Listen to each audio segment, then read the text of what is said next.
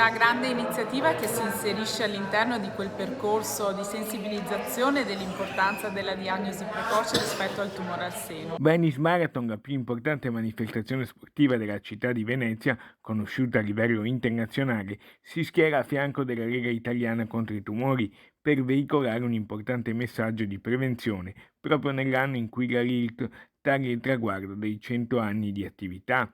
Così, domenica 23 ottobre, nell'ambito della 36esima edizione della maratona, verrà organizzata anche un'edizione speciale della Corsa in Rosa per promuovere la cultura della prevenzione oncologica e raccogliere fondi per le LILT del Veneto. Noi l'abbiamo accolta con entusiasmo e abbiamo appunto riservato al minimo 1000 pettorali, ma potrebbero diventare 1500 nell'ambito della 10 km. La LILT fa questo lavoro da tanti anni, un servizio importantissimo, quest'anno festeggia il centenario e quale miglior festeggiamento se non quello di scegliere Venezia per lanciare questo importante messaggio. Il 23 ottobre sarà una domenica di festa, sport e solidarietà. Si partirà alle ore 8:30 dal Parco di San Giuliano di Mestre per raggiungere Riva Sette Martiri a Venezia, in un itinerario suggestivo che transiterà tra l'altro lungo il canale della Giudecca sino a Punta della Dogana, passando sul tradizionale ponte galleggiante costruito appositamente sul Canal Grande e attraversando Piazza San Marco.